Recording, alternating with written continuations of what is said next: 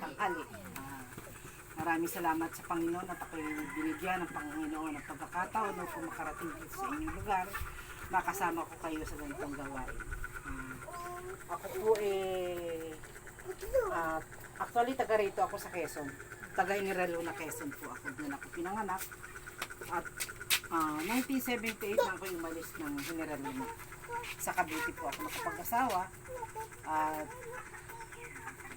umuwi-uwi lang po ako dito siguro sa loob na 5 taon, isang beses.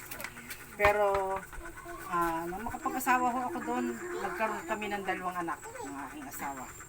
So, nitong dumating ho ng pandemic, 2020, yung aking anak na panganay ay namatay, yung aking anak, yung binata kong anak. So, hindi ho COVID ang kanyang ikinamatay. Bago pa dumating yung panahon ng COVID, meron na siyang heart problem. So, April 4 namatay yung aking anak. Then, August 8, the same year, yung aking namang asawa namatay. So, hindi ko alam kung para akong pinagbagsakan ng langit at lupa.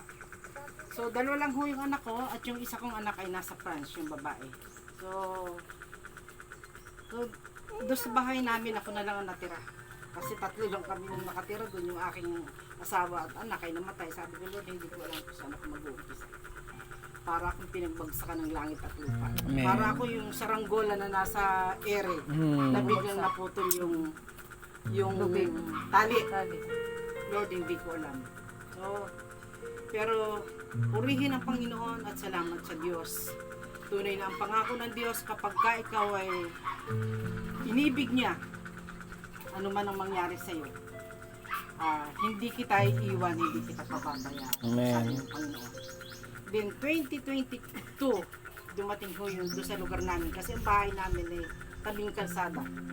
Dumating ho yung time na nagkaroon ng road widening sa lugar namin. At isa ho yung bahay namin sa natamaan ng road widening. Akala ko tapos na yung 2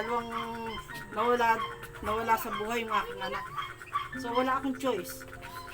Kundi pumayag ako na yung aming bahay ay madaanan ng road widening, yung aking garahe, yung aking terrace, at saka yung karinderya ko, yung kalahati ng salas ko, natamaan ko. At noong mga panahon na yun,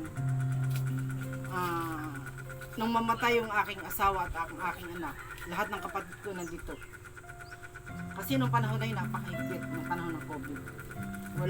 Isa lang ang nakarating sa kapatid ko. Yung kapatid ko na kaya lang nandun sa Manila nung panahon na yun, driver siya ng bus, na stranded siya. So mula doon sa Pasita hanggang doon sa amin naglakad siya. Para lang makarating at maka-attend ng burol ng aking mga mahal sa buhay. Pero kahit kailan, hindi ko po question ng Diyos. Hindi ako nagtanong, Lord, bakit nangyari ang ganitong bagay? Basta nasa isip ko, Lord, sa lahat ng aspeto ng buhay ko, kasama mo ako. Amen. At kasama kita. Sapagkat ikaw ay tapat na nangako sa akin, hindi mo ako iiwan, hindi mo ako pababayaan. Lalo ko nung mga time na yun na dumaan ako doon sa pagsubok sa aking anak at sa aking asawa. Napakahirap magpuri sa Panginoon. Pero sabi sa Biblia, all things work together for good. Anumang bagay na nangyari sa atin, mabuti o masama, matuto tayo magpasalamat. So hindi ko alam, noong mga panahon na yon, hindi ko alam kung anong kalooban ng Diyos at bakit nangyari. So, hindi ako nagpapasalamat doon sa nangyari sa akin. Kundi ang isang bagay na pinagpapasalamat ko, doon sa ganun kong mga sitwasyon, hindi ako iniwan ng Diyos. Amen. At yun yung panahon na kung kailan wala na yung aking asawa at anak, doon ako pinayagan ng Diyos na makapag-travel. So sabi ko, habang pumupunta ako ng airport, nag-iiyak ako. Nakasakay ako sa Grab. Kasi nung panahon na yun ho, may sasakyan na naiwan yung asawa ko, binenta ko. Kasi sabi ko, wala nang magdadrive sa akin. Hindi ko alam mag-drive, hindi ko alam kung paano i-maintain. Kasi sa ma-stack yan sasakyan, ibenta ko. At hindi lang ho yun, pati yung bahay ko, na kumbaga sa ano yung bahay namin na ilang taon namin pinag-pray at ilang taon namin pinangarap. Binuno namin sa pangarap at sa panalangin. Sa isang iglap na road widening, wala akong choice kundi ibenta. So lahat, talagang bagsak ako. totally, spiritually. Pero mabuti ang Diyos, hindi niya ako iniwan, hindi niya ako pinabayaan. At first time ko pong mag-travel, mag-tour, papunta ako ng Hong Kong. Habang papunta ako ng airport, hinahatid ako ng hipag ko, nag-iiyak ako. Sabi nga nung driver nung Grab, kasi nag-iiyakan kami nung hipag ko. Siguro, nagtataka siya. Sabi ko, kuya, diretso ka lang ng pagdadrive kasi nagkukwentuhan lang kami ng hipag ko. Sabi ko di sa hipag ko, hindi naman kasi ganito ang usapan namin ng kuya mo. Ang usapan namin ng kuya mo, sabay kaming, kaya nga nang sabay kaming kumuha ng passport, sabay kaming magtutur, papunta doon sa anak namin sa France. Pero hindi yun ang nangyari. Nagtour ako na mag-isa. Kaya sabi ko, yung magkahalo yung nervyos ko, yung kaba ko, lahat na ng kaba, lahat na ng takot. Kasi first time ako sasakay ng aeroplano international. Bagamat nakakapag-travel na ako dito sa Pilipinas lang, domestic flight lang. So sabi ko, Lord, yung pupuntahan ko hindi ko alam na bansa. Hindi naman ako ganun kagaling mag-English. Isa pa, ang language doon ay Chinese. So Lord, paano? Anong gagawin ko? Sabi ko. Pero talagang mula noon hanggang ngayon, isa lang ang napatunayan. Tapat na nangako ang Diyos sa akin, hindi kita iiwan ni pababayaan. Amen. Kaya hanggang ngayon nakakatayo ako sa inyong harapan. Sabi ko, Panginoon, kahit saan bansa mo ako dalhin, kahit saan lugar mo ako dalhin, I'm willing to serve you kung paano at kung anong paraan mo ako gamitin mo.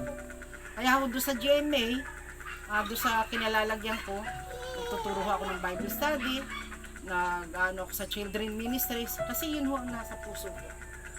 Na natutuwa ako, malaking kagalakan sa akin.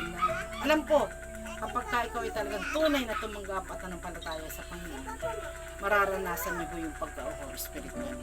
Kaya salamat sa Panginoon.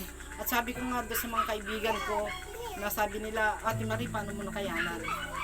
Nawala yung mag-ama mo, nawala yung bahay mo, nawala yung sasakyan mo, na yung anak mong nag-iisa, nasa France, magkahiwalay pa kayo.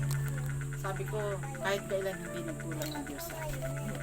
Kahit nung mamatay yung mag-ama ko na nung panahon na yun, yung unang bagsak ng pandemic, napakamahal ng ataol, mahal yung serbisyo. So, bago pa mamatay yung anak ko, labas-masok na kami sa ospital. So, talagang, kumbaga sa side na side ako. Hanggang after 4 months, nung mamatay yung anak ko, ang ano nun, ang pahukay sa Dasma Memorial Park is 50,000. After 4 months na yung asawa ko, 65,000 na. Ganun ho, katindi nung panahon ng pandemic. Kaya yung pandemic na yan, yan yung pinaka-worst na nangyari sa buhay ko. Pero, yun ho yung isang bagay na talagang pinagpapasalamatan ko. Lalo akong lumapit at nagtiwala sa Panginoon. Amen. Ganun, at kaya nagpapasalamat ako sa Diyos kasi nagkaroon ako ng pagkakataon na marating ko itong lugar nyo at nakita ko yung sitwasyon dito. Kaya sabi ko nga, I pray na magkaroon tayo ng Christmas party this coming December sa mga batang ito. Kasi ho yung aking damdamin nasa mga bata. Kasi sila yung susunod na henerasyon natin. Kapag kaya mga batang yan sa kanilang kamusmusan, ay taniman mo na ng Word of God, lalaki yan na taglay-taglay nila yung salita ng Diyos na kahit sila'y lumaki at saan man sila mapunta, hindi sila mapapariwara. Bakit? Alam nila yung tamang relasyon nila sa Panginoon at alam nila kung paano sila susunod at paano sila igagay ng Panginoon. Maraming pong salamat at ang dalangin ko ay makabalik ako muli dito sa inyong lugar.